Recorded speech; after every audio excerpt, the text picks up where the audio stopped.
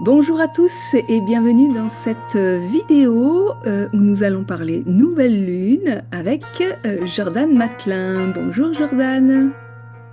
Bonjour Marie, bonjour à tous.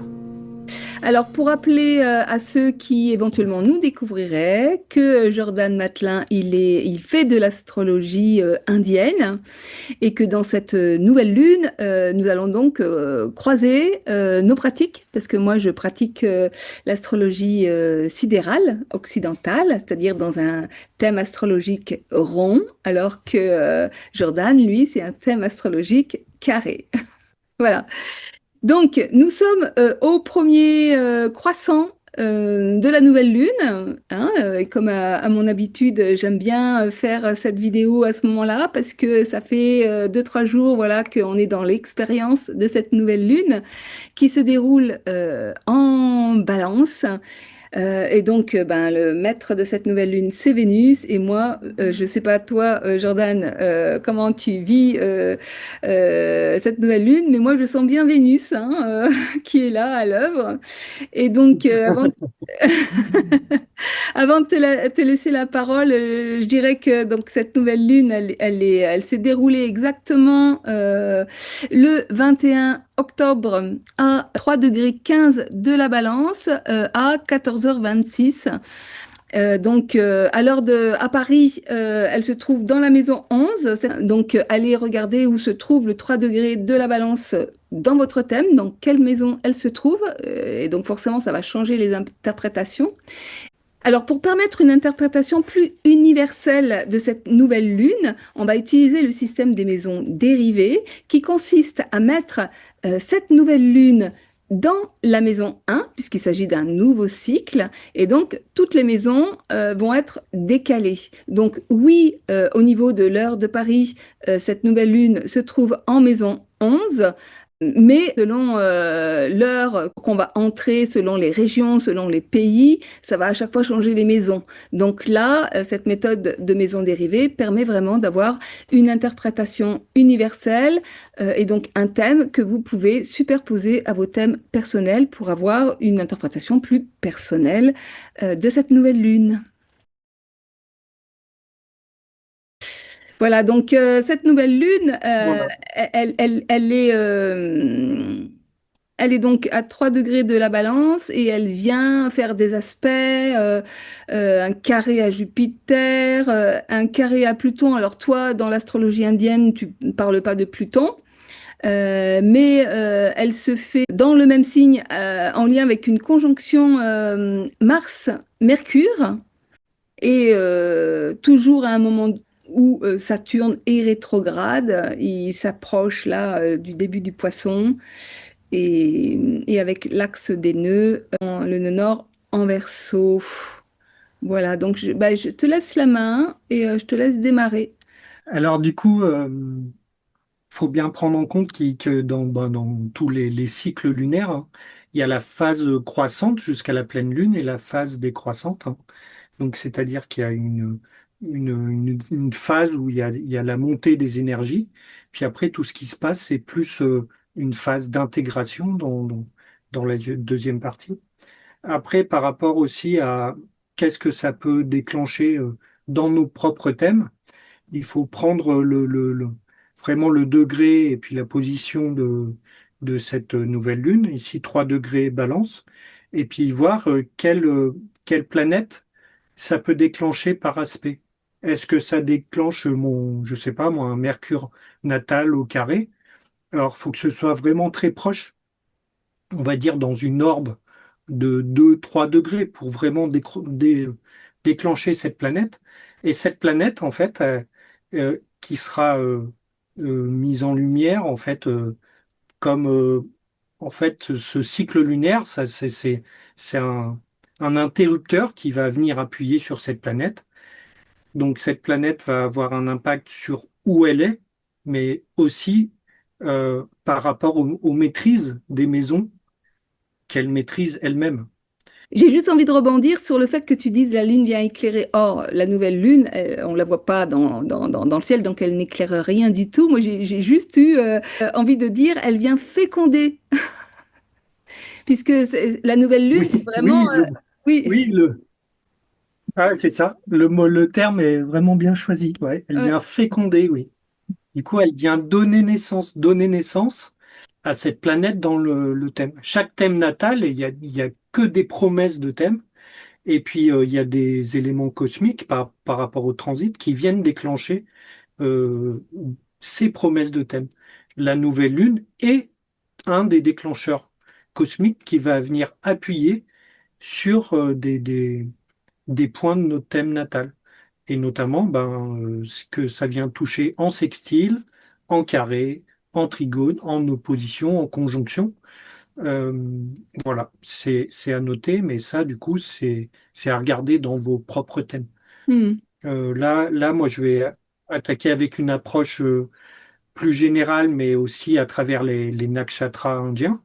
Donc, un côté un peu plus subtil, imagé, qui peut, avec un côté intuitif derrière la mythologie, donner aussi une orientation avec une analogie qu'on va avoir sur les mouvements des planètes et sur la position des planètes euh, de ce thème de nouvelle lune. Et, euh, et du coup, je vais peut-être commencer le partage. Oui, Donc voilà, du coup, on a cette nouvelle lune à 3 degrés ici, Balance, dans un nakshatra qui s'appelle Chitra, qui est géré par Mars. Et Mars est aussi dans cette même maison 1. Donc Mars a quand même pas mal, entre guillemets, les clés de la boutique. On verra que derrière, en fait, il y a une autre planète qui a encore plus les clés de la boutique, entre guillemets, d'un point de vue subtil. Ce sera Jupiter, mais on le verra dans un second temps. Là, Nakshatra, euh, il y a un mot dans le symbolisme, c'est la perle. C'est ce qui brille, c'est les bijoux. Et ici, ça invoque le fait qu'une perle, une perle, c'est enfermé dans une huître, dans un coquillage, en fait. Et, et ça naît d'une petite impureté qu'on vient toujours polir et, entre guillemets, de faire cette impureté un bijou intérieur et qui va pouvoir, entre guillemets, s'ouvrir et le partager, en fait. Donc, il y a une énergie ici à travers le nakshatra qui nous envoie à travailler au sein de l'intérieur, notre perle intérieure, notre bijou intérieur, hmm. avant de pouvoir la faire sortir. Ouais, ouais, ouais. Il y a une autre image qui est là-dedans, c'est que quand on regarde par rapport aux positions des planètes, ici, le maître de la balance, c'est Vénus. Et Vénus est pour l'instant dans cette maison 12. Dans la maison 12, c'est dur. C'est pas une maison où ça s'exprime très fort. Et en plus, ici, elle est en chute, Vénus. Mais plus on va dans la croissance qu'on va voir, plus on va aller dans la croissance de cette lune. Au moment de la pleine lune, cette Vénus sera passée dans la maison 1. Et du coup, c'est comme si cette perle, cette sera entre guillemets à maturité Ah ouais, pour pour s'exprimer. eh ouais. Voilà, c'est l'image que je... C'est magnifique ce que tu dis, d'autant plus que Vénus, elle représente la beauté, et donc du coup, les perles lui vont si bien. Et Oui, oui, c'est ça. Ah bah là, elle sera du coup éblouie. tu veux dire qu'elle sera éblouissante? Oui, c'est ça. Éblouissante, oui. Exactement. Et Chitra Nakshatra, c'est ça, hein, c'est le fait de briller, c'est de pouvoir se montrer, etc. Alors c'est dur, hein, pourtant ici, ça peut être conflictuel parce qu'on a un soleil en chute. Le soleil en chute en balance ici, il peut y avoir une partie où j'ai pas envie d'affirmer entre guillemets ma souveraineté et puis la balance, hein, c'est dur de s'affirmer ici à travers dans ce signe, hein. Alors, ici, on a des aides, en fait, pour faire. Quelles sont les aides qui va pouvoir ben, transformer, en fait, cette perle et d'affirmer son expression, sa décision, peut-être ici, bah, après un moment de procrastination, ici, vraiment affirmer sa décision avec ce Mars, avec ce Mars-Mercure, hein, qui va pouvoir aider à ça. Euh, voilà, ça c'est un premier aspect ici qui est, je trouve, super important. En quoi Mars-Mercure peut aider l'expression? Mars, il maîtrise le nakshatra, Chitra. En fait, chaque nakshatra a, a un maître, en fait, hein. Et Mars, ici, il maîtrise Chitra Nakshatra. C'est-à-dire que, et puis il est dans cette maison une, donc il peut donner cette énergie, en fait, à un Mars, hein. Alors, il faut que ce soit, entre guillemets, canalisé ici, parce que la balance aime bien énormément, entre guillemets, mettre, enjoliver ses paroles, euh, faire des compromis, etc. Voilà. Ici, Mars donne une énergie pour pouvoir euh, affirmer ses choix, prendre des décisions, mais il ne faut pas que ça s'exprime d'une façon euh, ben, avec colère ou sous l'émotion, etc. Et du coup, voilà, il va falloir maîtriser cette énergie martiale dans cette expression balance. Je parle d'expression aussi parce il y a cette conjonction, hein, elle est vraiment très proche entre Mars-Mercure. Mm. Donc après, ça peut donner euh, d'autres choses, hein.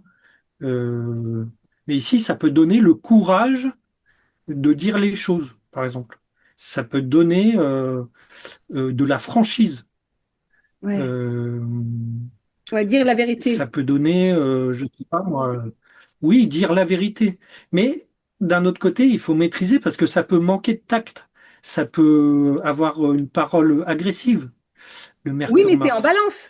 Et donc en balance, il y a quand même une quête. Enfin, c'est pas le fort de la balance, même si elle tend à exprimer la vérité, elle cherche surtout à plaire, et donc du coup, elle évite le conflit. Donc en fait, j'imagine qu'un Mars en balance, il peut. Alors, c'est vrai qu'il est en chute et que du coup, il peut aussi un peu réagir. Mais il va peut-être chercher justement à arrondir un peu l'expression, à pas forcément être trop brut de décoffrage pour entrer dans l'art de l'autre. Oui, oui, oui. Ça, je suis d'accord avec ça. Mais n'empêche que cette Vénus, donc dispositeur de la balance, est en chute. Et du coup, c'est comme si on mettait l'harmonie en prison. Durant cette première phase, parce que là, au moment de la pleine lune, eh ben, eh ben, la lune, Vénus est dans son domicile.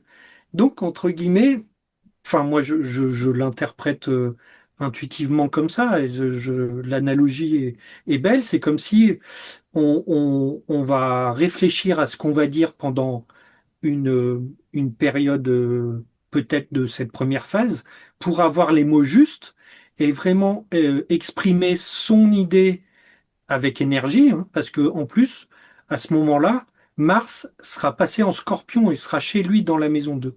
Hmm. Donc il sera aussi très fort.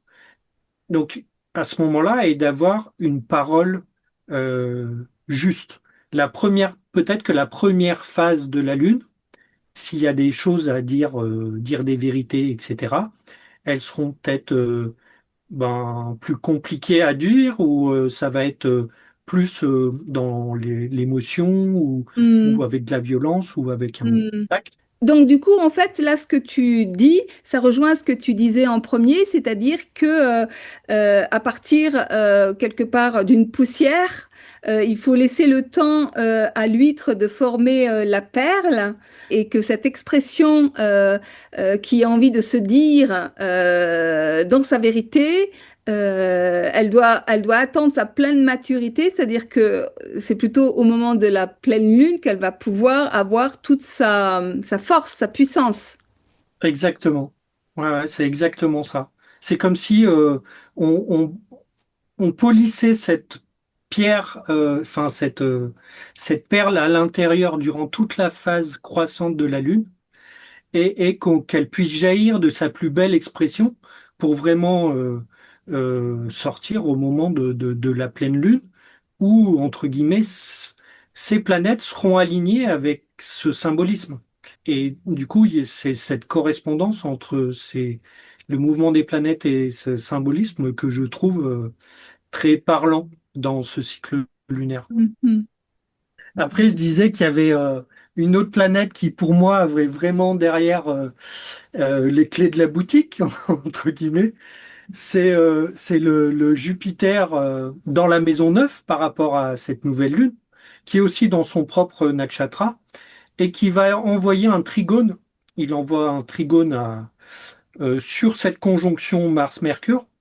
Et aussi, si on prend les correspondances par les nakshatras, Jupiter est dans son propre nakshatra, Saturne est dans un nakshatra de Jupiter, Rahu, le nœud lunaire nord, est dans un nakshatra de Jupiter, la conjonction Mercure-Mars est dans un nakshatra de Jupiter, c'est-à-dire que si on prend tous les dispositeurs par, euh, par nakshatra, on arrive à identifier ce qu'on appelle une planète socle en astrologie indienne. Et ici, c'est ce Jupiter dans la maison 9. Et qui en plus a un impact directement avec ces nouvelles lunes parce qu'elle va envoyer ce trigone sur la maison 1. Donc le Jupiter en maison 9, en fait, il y a un aspect comme si durant toute cette nouvelle lune, il y a une protection du divin. Jupiter en maison 9, pour moi, c'est relié vraiment à l'élévation divine, la spiritualité. Donc, c'est comme s'il y avait une bonne étoile, entre guillemets, qui protégeait tout ce processus, qui est un processus aussi qui est chez chacun, qu'on doit faire intérieurement, mais on est protégé, on est guidé par ce Jupiter en maison 9 qui est là, dans un nakshatra qui s'appelle Punarvasu, qui s'appelle le retour de la lumière. Donc là aussi, il y a un aspect d'un moment où je suis plus en introversion, et puis hop, le retour de la lumière. C'est le mythe de Ram qui est derrière. Et il y a aussi, du coup, cet aspect-là. Et ici, pour moi, il vient protéger durant tout cet épisode lunaire, l'ensemble, en fait, hein. L'ensemble du thème et l'ensemble du cycle. Hmm. Donc ça, c'est quand même super top.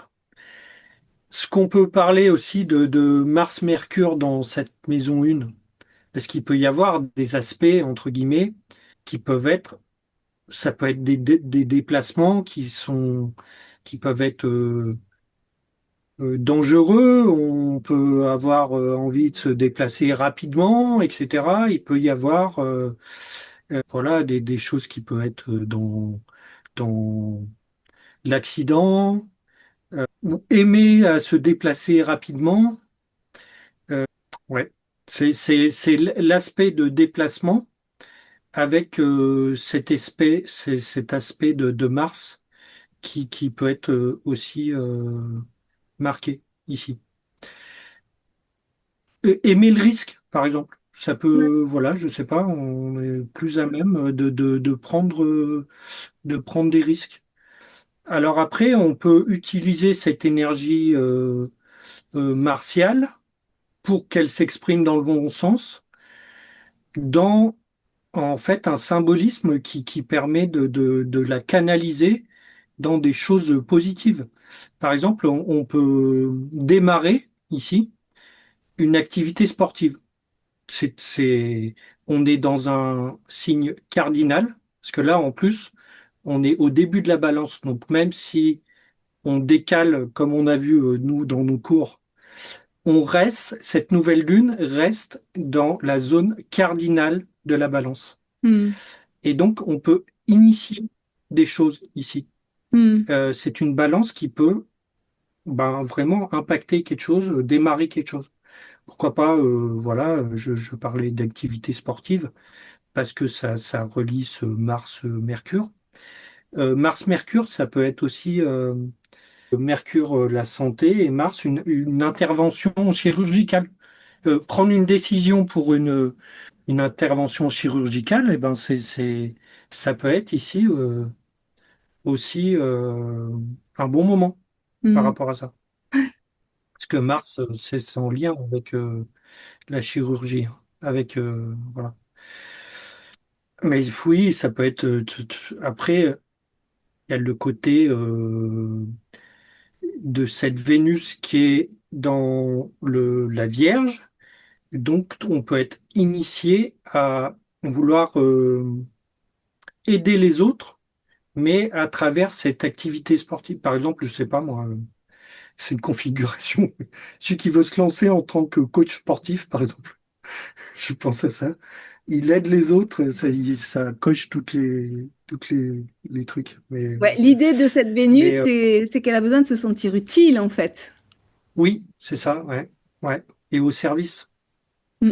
Alors après, pour les artistes aussi, ici, c'est vraiment top pour les artistes, hein, parce que Vénus ici, parce que dans la maison 12, alors oui, ça peut être compliqué au niveau de leur relationnel, etc. Par contre, il peut y avoir une intuition très forte. En maison 12, hein, on est connecté avec les choses qui sont, voilà, c'est le non visible, c'est vraiment être relié bah, au divin, à une intuition, à une création, etc., qui vient d'on ne sait pas où, mais qui permet de créer.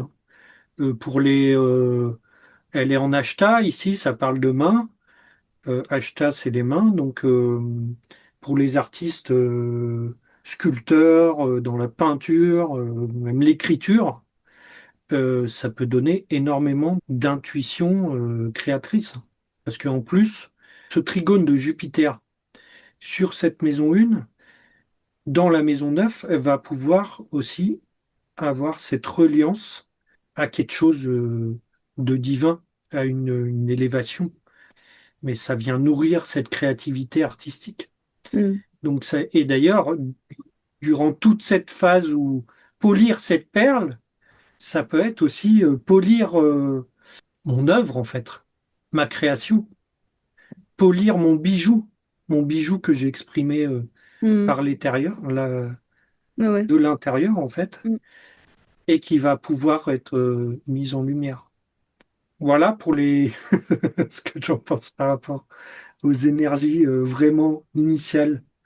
Est-ce qu'on peut passer à ce moment justement de la pleine lune, c'est-à-dire lorsque Vénus sera donc en balance et la lune sera donc en En bélier. bélier. Ah ouais? Mm. Donc voilà, donc là maintenant, plutôt que vous présenter, vous partagez le thème en astrologie indienne, on le fait en astrologie sidérale. Comme ça, vous avez d'abord le carré et maintenant vous avez le rond.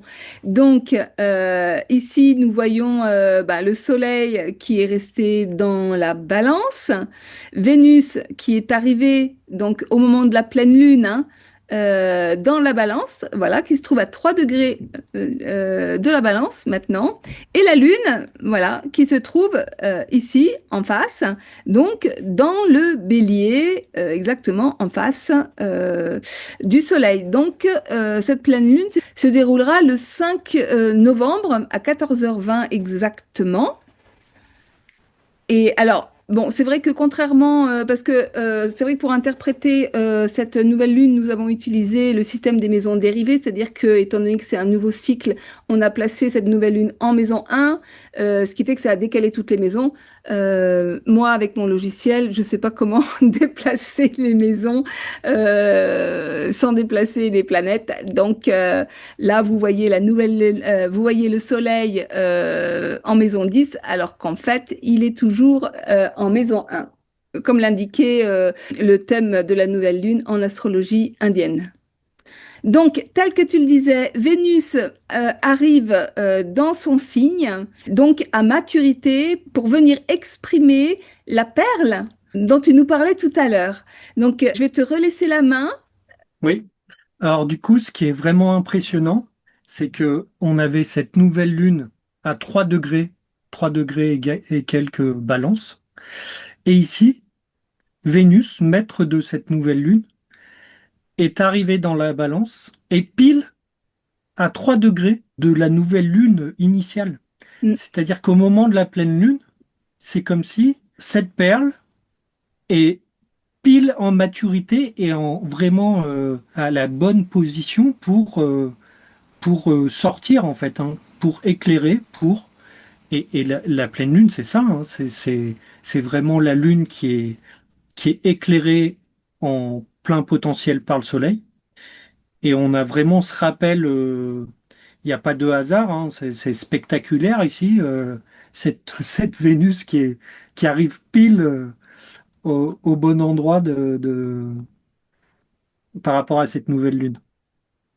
Alors, après, du coup, la conjonction Mars-Mercure, elle aussi, a basculé. Mars se retrouve dans la maison 2 par rapport à cette nouvelle lune, mais maintenant, il est chez lui dans le Scorpion, c'est-à-dire qu'il peut y avoir euh, la maison 2 en astrologie indienne.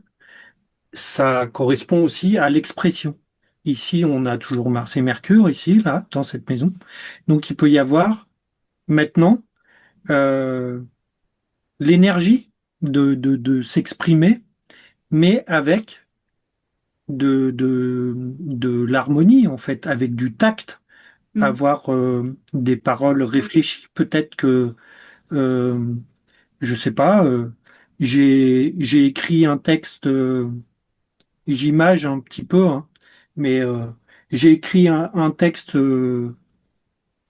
pendant toute cette première période de phase de la Lune. Et puis aujourd'hui, là, phase de la pleine lune, eh ben, je suis en mesure d'exprimer. Je suis en mesure de le lire et de le partager envers les autres.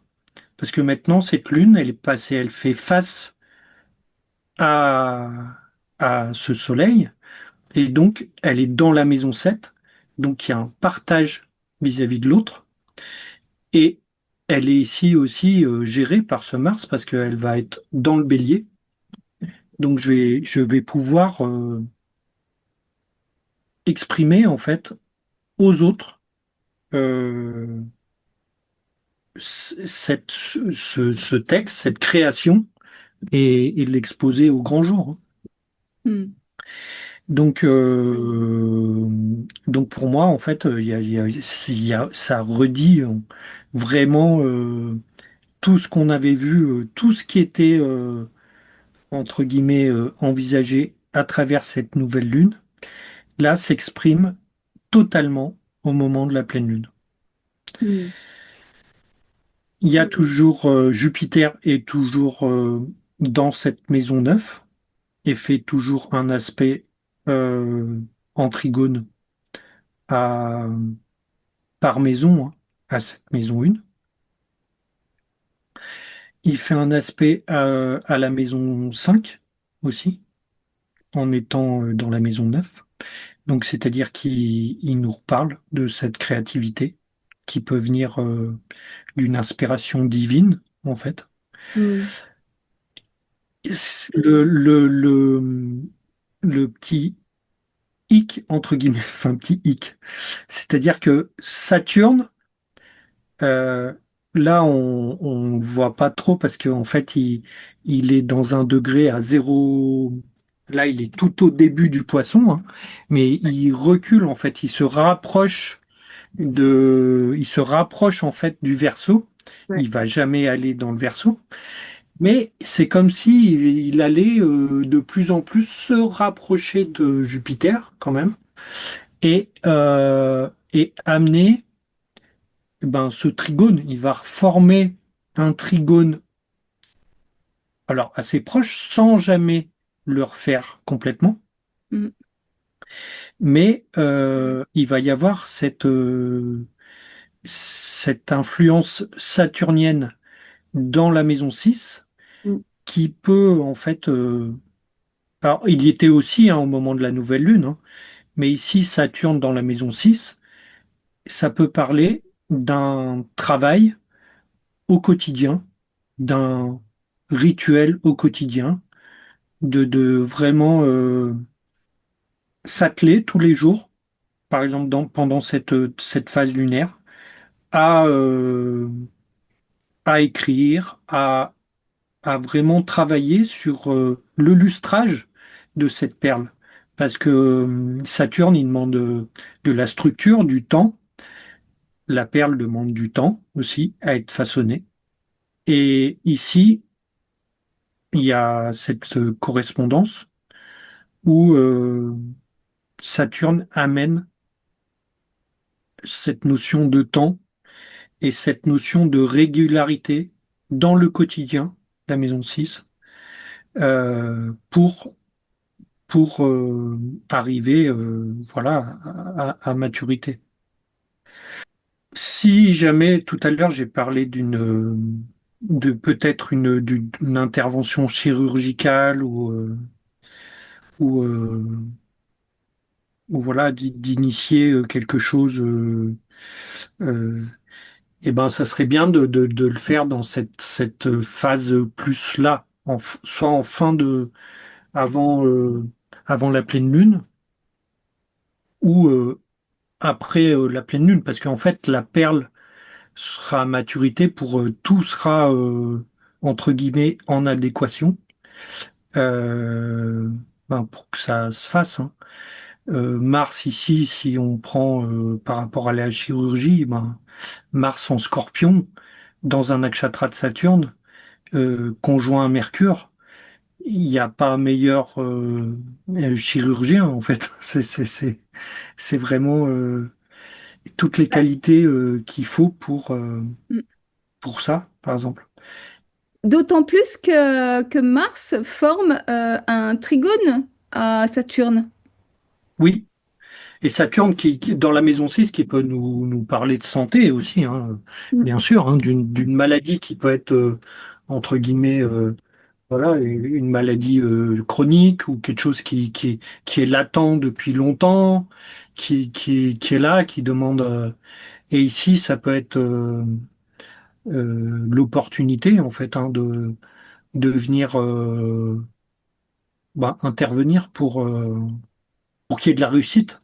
Surtout qu'il y a toujours, entre guillemets, cette bénédiction, cette bonne étoile que j'ai dit tout à l'heure de Jupiter qui maîtrise tout et comme un bienfaiteur du divin qui est là pour protéger. Hmm. Euh, voilà. Donc, c'est c'est une super, c'est une si super lune, je trouve.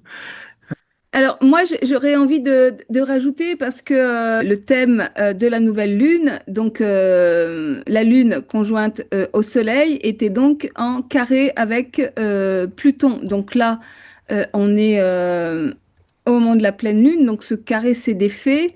Mais en tous les cas, pour venir peaufiner tout ce que tu nous dis, cette nouvelle lune est en carré à Pluton, qui lui-même se trouve en Capricorne, et ça vient nous dire, nous exprimer qu'il y a comme une invitation à métamorphoser notre façon d'être en relation. Et donc, du coup, ça vient corroborer tout ce que tu disais autour de quelque part, peut-être tourner 7 fois sa langue dans sa bouche avant de dire quelque chose, que là, il y a quelque chose qui se passe, peut-être l'envie d'exprimer des choses qui sont peut-être difficiles, qui sont peut-être un peu dures, que parce que, en fait, voilà, toute vérité n'est pas bonne à dire, enfin, etc. Et donc, il s'agit de laisser le temps au temps pour maturer, pour pouvoir exprimer les choses d'une façon belle et puis surtout efficace, authentique et créative et non pas destructive. Voilà. Mais c'est que finalement, comme cette nouvelle lune, elle est marquée par ce carré avec Pluton, il y a vraiment au fondement, à la base, quelque chose qui nous invite à métamorphoser notre façon d'être en lien, de communiquer de façon plus profonde, plus authentique, et que pour le faire, eh bien, il s'agit de prendre le temps, comme nous demande la balance, hein. La balance, elle vient nous parler de patience, et puis le Capricorne où se trouve Pluton vient aussi nous parler de lenteur, de profondeur, de détermination. Et ça, c'est très important. On est dans une société de l'urgence où tout va très vite, et notamment la parole, qui est souvent exprimée de façon très émotionnelle, très réactive. Enfin, c'est même pas émotionnel, parce que je fais vraiment la différence entre l'émotion qui est incarnée et puis la perturbation émotionnelle qui est désincarnée. Et donc, souvent, voilà, la perturbation émotionnelle, c'est justement quand c'est en lien avec des blessures. Donc, arrêter comment dire, de réagir pour juste agir de façon plus incarnée, plus juste, plus créative, du coup, hein, plus créative. Voilà. Ouais, la correspondance, elle est vraiment, elle est belle aussi avec, avec ce carré de Pluton qui rappelle aussi très bien ce que j'ai dit avant. Et c'est vrai que cette notion de temps avec Saturne, hein, la balance, c'est l'exaltation de Saturne, hein. Saturne se retrouve exalté en balance parce qu'il aime bien ce domicile qui va prendre du temps aussi. Et, euh, et cette notion-là est aussi marquée ici. Mm. Voilà, donc je ne sais pas si tu as des choses à rajouter par rapport à cette nouvelle lune. Eh ben non, non, non, je pense qu'on a fait on a fait vraiment le principal, hein. On pourrait en parler encore bien sûr. Et puis surtout que chacun puisse voir ce que ça peut impacter dans son propre thème, quelle maison représente la balance dans le thème, et puis quelle planète ça peut être déclenché à titre plus individuel. Oui, Mais voilà. ok. Eh bien, écoute, Jordan, je te remercie infiniment. Merci pour votre écoute. J'espère que notre partage ben, vous sera utile. Et je vous dis à très bientôt. En tous les cas, je vous donne rendez-vous pour la prochaine nouvelle lune qui se déroulera. Alors, je n'ai pas regardé exactement, mais donc fin novembre. Voilà. Au revoir et à très bientôt. Salut à tous, ciao ciao.